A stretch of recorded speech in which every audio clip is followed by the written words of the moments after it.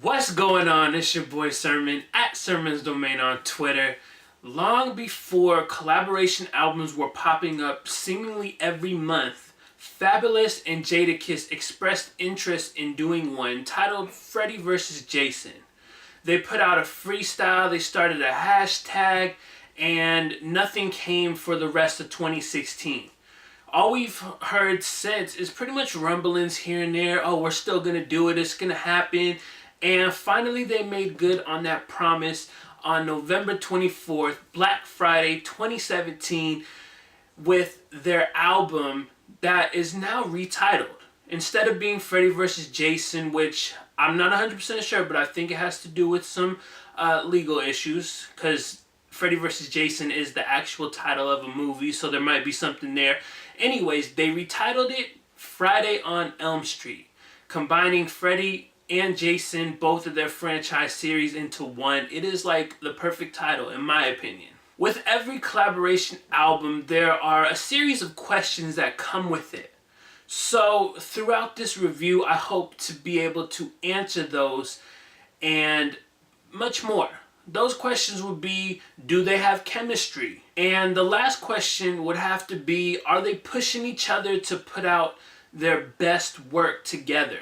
Is Jadakiss pushing Fab to spit harder than he normally is?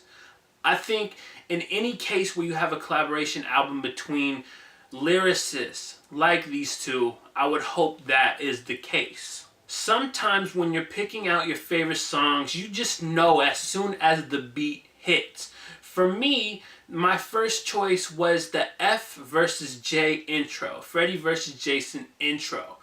And I knew as soon as this beat hit that it was going to be good. I would say that if you only listen to one song off Friday on Elm Street, let it be this one.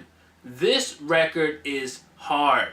I love the fact that it really fits into the concept of Freddy vs. Jason. You have Fabolous spitting on a very haunting beat, and it does sound very Freddy-esque.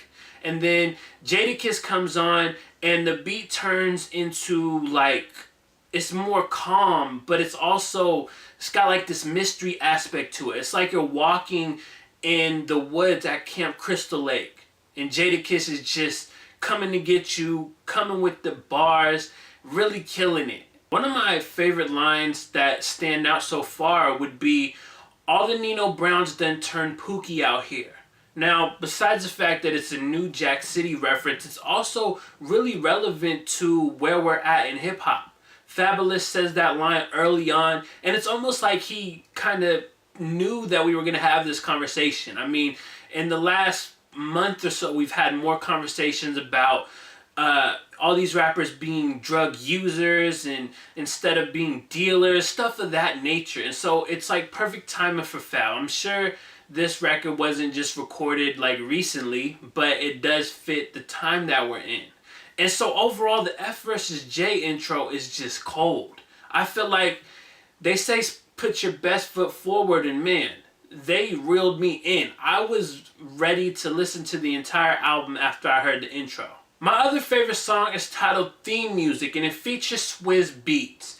Now, when SWIZZ Beats really gets in the zone and produces a beat, he absolutely kills it. Normally, at this point, I would like throw a shot at him ruining the song by being on it, but honestly, this is one of the instances where I don't mind his ad-libs popping up. He doesn't really go overboard. It's not like a whole bunch of showtimes in the background. It's just like little ad-libs that you might not even be focused on. I think the main course here is Fab and Jada going back and forth, trading these bars, these little, 4, 5, 6 line verses, and going back and forth. It's the only song where they do that, and I really enjoyed it a lot. I look at it like theme music is a lot of quick lyricism. You're not gonna sit here and need like Rap Genius to decipher these lyrics. They're really, they're effective, but they're not like complicated. It's really like that quick lyricism that hits you. Like Jadakiss has one of my favorite lines on the song. He says, "You can't even get $1 because I can't talk sense to you." That's a real nice double entendre right there. I had Two honorable mentions to highlight. The first being Talk About It featuring Tiana Taylor. This record is great for the sole purpose that it's more of Fab and Jada trading in, trying to be the hardest rappers, and more so trying to create a concept where they're creating dialogue. You know, they're talking about what's going on in the world, you know, Donald Trump being president, you know, blacks being killed by police, all of these different situations that are going on, and it's beautifully wrapped together by Tiana Taylor's voice during the hook. In many ways, they ask a lot of questions throughout it, so it kind of feels like a sequel to Jadakiss's Why record. You know, they're asking these different questions, and you know, it's a good record because I feel like they're not trying to give answers. Like I said, they're trying to create dialogue. And there might not even be answers for some of these questions, but it's something that gets in your mind and you're listening to it. My other honorable mention is Ice Pick featuring Styles P. Now, this is one of two solo songs. There's one that Fabolous has, and then Jadakiss has his own record. It's not necessarily a solo record, but it's Jadakiss featuring Styles P. Fabolous is not on this record. And it was weird because I've always wondered, like, when artists do these collab albums, they always have, like, their own songs on here. And I'm just like, why is this on here? So I tried to ask somebody at Epic Records if there was, like, something in, like, contracts that say you gotta have a solo record on here. Because it felt like no coincidence to have, like, Fab and Jada, you got Super Slimy, you got Offset, and Metro Boomin and 21 Savage. They had their album and there were solo records on there, so it felt like there was like a trend. And so he says that there really wasn't any, like, there's nothing in contracts or nothing required to do that, but I just felt like it was too much of a coincidence. Because when I think of collab albums, I'm thinking every song is a collab. Even like the Nick at Night EP, even though there were solo records on there, you had Nick Caution producing, or no, excuse me, you had Kirk Knight producing some of the songs, even the solo ones that Nick did.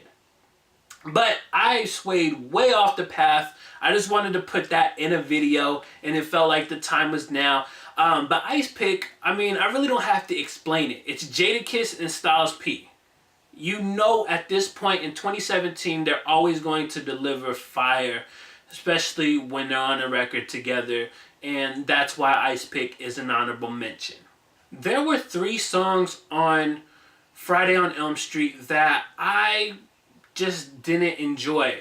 Stand Up with Future, the remix with Yo Gotti and Jeezy, and then All About It featuring French Montana. So what do those records have in common? Well, it's pretty simple to look at them as being more mainstream catered.